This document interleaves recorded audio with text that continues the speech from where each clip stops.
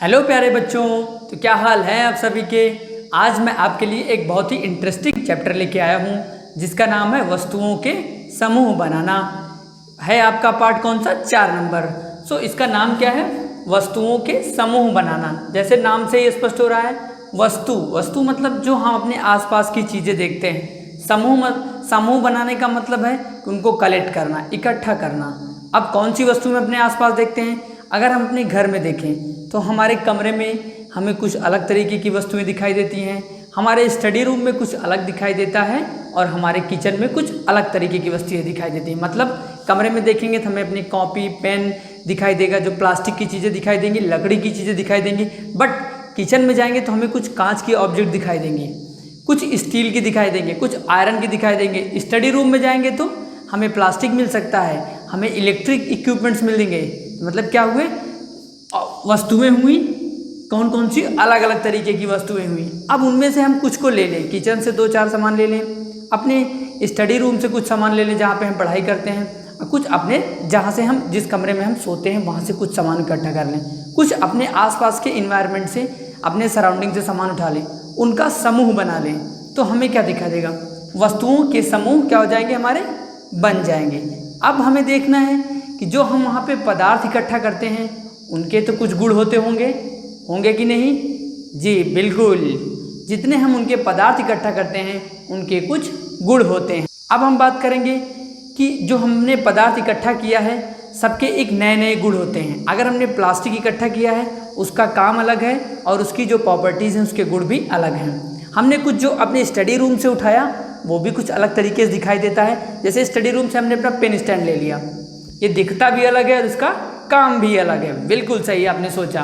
अगर हमने कुछ बाहर से अपने इन्वायरमेंट से कुछ उठाया, सराउंडिंग से उठाया, वो भी दिखता कुछ और है और उसका काम भी कुछ अलग है। मतलब दिखावट के आधार पर सारी वस्तुएं क्या हैं, हमारी अलग अलग दिखाई देती हैं। जैसे हमने स्टडी रूम से अपना क्या उठाया, पेन उठा लिया, पेन हमें क्या लंबी दिखाई देगी, उसका काम अलग है।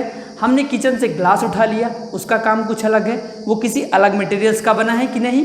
यस बिल्कुल सही सोचा आपने, कुछ नए पदार्थ का बना हुआ है जो हमने किचन से उठाया। और हमने जो स्टडी रूम से उठाया था पेन को, वो प्लास्टिक की बनी थी। हमने अपने नेचर से कुछ उठा लिया, किसी पत्ते को ले लिया, वो कुछ अलग तरीके से बना है। मतलब हमने जिस वस्तुओं का समूह बनाया है देखने पे अलग अलग तरीके से हमें दिखाई दे रही हैं। तो दिखावट के आधार पे हर चीज़ें हमें अलग अलग दिखाई देती हैं। अब हम इनके गुण की बात कर लें। इन जो हमारी ऑब्जेक्ट हैं, नेक्स्ट टॉपिक हमारा पदार्थों के गुण। अब इनके हम गुण की बात करें तो इनके सबके काम अलग अलग हैं। हमने स्टडी रूम से अगर पेन स्टैंड उठाया तो क्या हम उसमें उसका काम किचन में कर सकते हैं, यूज कर सकते हैं? नहीं कर सकते। उसका प्रयोग हम किचन में बिल्कुल नहीं कर सकते। किचन की जो ग्लास है, क्या उसको हम किसी अपने पर्सनल यूज़ में सिर्फ पानी पीने के अलावा कुछ और कर सकते हैं? क्या स्टडी रूम में उससे हम कुछ लिख सकते हैं, कोई बड़ा ऑब्जेक्ट उससे उठा सकते हैं? नहीं, बिल्कुल नहीं। मतलब क्या है, पदार्थों के अलग अलग गुण हैं। सपोज दैट हमने किचन से पेपर उठाया, अब पेपर से हमने ग्लास बना दी, क्या उस ग्लास में हम पानी भर सकते हैं? नहीं भर सकते। बट हमने जो किचन से ग्लास उठाई उससे पानी भर सकते हैं? बिल्कुल भर सकते हैं। ये हमारे लिए आसान भी है। कहने का अर्थ है कि सब जितने हमने पदार्थ बनाए हैं, जिन जिन वस्तुओं का हमने समूह बनाया, सबका अपना अपना क्या होता है, गुण होता है। पदार्थों के क्या है, गुण हैं। मतलब सबका अलग अलग काम होता है, अलग अलग क्या होता है, काम होता है। अगर हमने ग्लास उठाया है तो ग्लास का अलग काम है, ये कुछ दूसरे नए पदार्थ का बना होगा। अगर हमने कुछ इन्वायरमेंट से उठाया तो वो कुछ नया काम होगा, कुछ नए पदार्थ का बना होगा और उसके यूज भी होंगे। तो अब इसी से संबंधित हमारा क्या नेक्स्ट टॉपिक है, कोमलता और कठोरता। जी बिल्कुल, हमने किचन से पेज उठाया और पेज हमारा क्या है, एकदम कोमल है। बट हमने क्या किया, हमने कहाँ से उठाया, हमने अपने स्टडी रूम से पेज उठाया और पेज हमारा बहुत क्या है, मुलायम है, कोमल जिसे बोलते हैं। पेज हमारा क्या है, एकदम कोमल है। बट हमने क्या किया, किचन से ग्लास उठाया या चम्मच उठा लिया, वो किसी नए पदार्थ का बना है कि नहीं। हमने कोई लकड़ी का इंस्ट्रूमेंट उठा लिया, वो तो कठोर है हमारा, है कि नहीं। लकड़ी क्या होती है हमारी, कठोर होती है। हमने अपने इन्वायरमेंट से किसी लकड़ी के पदार्थ को उठा लिया, वो हमारी कठोर है। हमने ग्लास उठाया, वो हमारा क्या है, अलग सब्सटेंस है। तो अब हमारा नेक्स्ट क्या है, कोमलता और कठोरता। इन जैसे हमने ग्लास ले लिया, पेपर ले लिया, इन्वायरमेंट से लकड़ी उठा ली और घर से कोई आयरन रॉड उठा ली, अब हमें उसमें बताना है कोमल, ऑब्जेक्ट हमारी कोमल है या कठोर। अब कैसे हम वेरीफाई करेंगे, ये बताना बहुत ही आसान है। आप एक ऑब्जेक्ट ले लीजिए, कोई सी भी ऑब्जेक्ट, और उस ऑब्जेक्ट पे, जैसे ये हमारा बोर्ड है, अब बोर्ड पे मैंने क्या किया, ऐसे ऐसे मार्कर चलाए, कोई खरोच आई नहीं आई, तो ये हमारा बोर्ड क्या हुआ, कोमल में आएगा कठोर में? बिल्कुल सही समझा, कठोर में आएगा, क्योंकि हमने जब ऐसे किया इसमें कुछ अंतर दिखा, कुछ नहीं दिखा। तो कहने का मतलब ये है कि जब हम किसी ऑब्जेक्ट पे से किसी नुकीली चीज़ से खुरचेंगे, अब हमने उसमें कुछ भी परिवर्तन नहीं आया या थोड़ा बहुत परिवर्तन कर पाए, थोड़ा बहुत हमें मार्क दिखा, तो वो ऑब्जेक्ट हमारी क्या होगी, कठोर होगी। बिल्कुल। और हमने अपनी कोमल ऑब्जेक्ट, हमने पेपर लिया, पेपर का हमने क्या किया, किसी नुकीली चीज़ हमने उस पर खरोच मार दिया, पेपर हमारा फट जाएगा। सपोज दैट हमारे पास रुई है, हमने उस रुई पे ऐसे खींचा, रुई हमारी अलग हो जाएगी, तो हमारा क्या हो जाएगा, कोमल। कोमल में आएगा कि नहीं? बिल्कुल। तो कोमल और कठोर को हम कैसे अलग अलग करेंगे? कोमल और कठोर को अलग करना बहुत ही आसान है।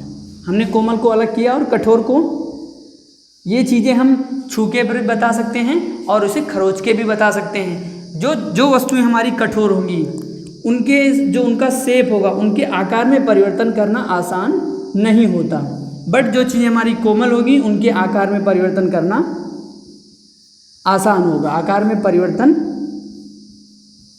क्या हो जाएगा हमारा, एकदम से आसान। तो हमने क्या समझा अभी, कोमल और कठोर। अब हम बढ़ते हैं अपने नेक्स्ट टॉपिक की तरफ, जो इसी से जुड़ा हुआ है। हमारा अगला टॉपिक है विलेय और अविलेय। कौन सा है हमारा अगला टॉपिक? विलेय।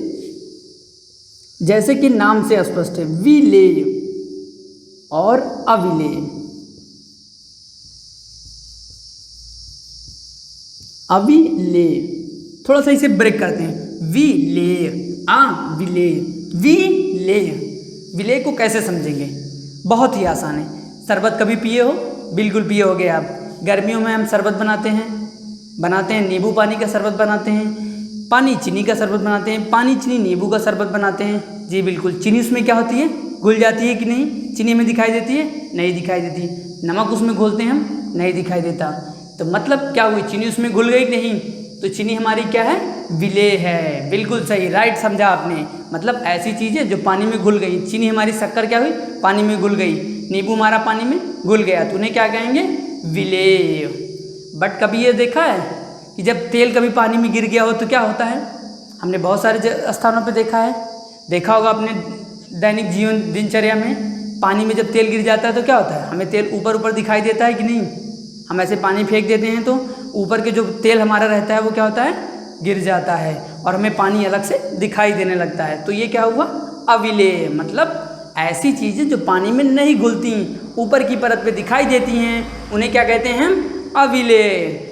और जो हमने शरबत पिया था वो हमारा क्या था, विलेय। मतलब कहने का ये है कि ऐसी चीज़ें जो पानी में घुल जाती हैं वो हमारा विलेय कहलाएंगी। जैसे शुगर हुआ हमारा, चीनी, नींबू, दूध भी अगर पानी में मिक्स करते हैं, दूध और पानी मिक्स हो जाते हैं, तो ऐसी चीज़ें क्या कहलाएंगी, विलेय।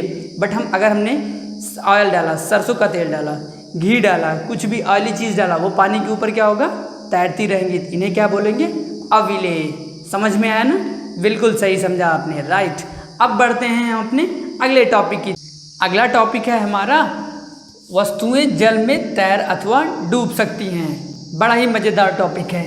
आपने देखा होगा बचपन में वो वाला गेम, जब क्या करते थे, पानी में एक छोटा सा पत्थर उछालते थे, तो हमारा पत्थर क्या होता था, उछालने के बाद जैसे हमने यहाँ से खड़े होकर पत्थर को उछाला तो क्या होता था, हमारा पत्थर ऐसे पानी में यहाँ पे गिरता, फिर ऊपर उठ के यहाँ पे गिरता, फिर यहाँ पे गिरता, फिर वो थोड़ी दूर बाद कहीं ना कहीं जाके से पानी में डूब जाता था। बट जब हम पानी में कागज़ की नाव बना के तैराते थे तो क्या होती थी, नाव हमारी पानी के ऊपर तैरती रहती थी, वो डूबती नहीं थी जब तक वो कागज़ पूरा बेकार ना हो जाए। कागज़, वो कहने का अर्थ थी, कागज़ जब तक वो पूरा भीग नहीं जाता था तब तक वो हमारी नाव डूबती नहीं थी। और हम नाव को देखे भी हैं, आपने नाव देखा होगा नदियों में, क्या नाव ऊपर हमेशा तैरती रहती हैं। बट जब हम कभी आयरन, लोहे की कोई रॉड पानी में डाल दें या कोई बड़ा सा पत्थर डाल दें तो क्या होता है, हमारा पानी में डूब जाता है। मतलब वस्तुएं जल में तैरती हैं तो डूब सकती हैं। तो कौन सी वस्तुएं डूबती हैं? जो कि भारी होती हैं। जो वस्तुएं हमारी क्या होती हैं? भारी होती हैं। भारी और जिनका घनत्व क्या होता है? अधिक होता है, वो वस्तुएं क्या होती हैं? पानी में डूब जाती हैं। बट वस्तुएं और हमारी तैरती कौन सी हैं? हल्की वस्तुएं। हल्की का अर्थ ये है कि जैसे हमारी नाव क्या होती है? हल्की होती है, पानी के ऊपर तैरती रहती है। और ऐसी हमारी ढेर सारी वस्तुएं, जैसे हमारा थर्माकोल है, वह क्या हुआ? ये थर्माकोल हमारा पानी में क्या तैरता रहता है। इसका हम प्रैक्टिकल बहुत आसानी से कर सकते हैं। आप एक चाबी ले लीजिए, पानी में डालिए, डूब जाएगी। बट आप क्या करिए, एक पेपर ले लीजिए, पानी में रखिए, वो ऊपर तैरता रहेगा। नाव बना के एक बाल्टी ले लीजिए, इसका प्रैक्टिकल करिए। आप अपने साइकिल की चाबी ले लीजिए और उस बकेट में डालिए, बाल्टी में। जब बाल्टी में साइकिल की चाबी डालेंगे तो क्या होगी? वो ऐसे तुरंत आएगी, क्या हो? नीचे पानी के आ जाएगी। बट जब नाव डालेंगे तो क्या होगा? वो नाव ऐसे पानी में ऊपर तैरती रहेगी।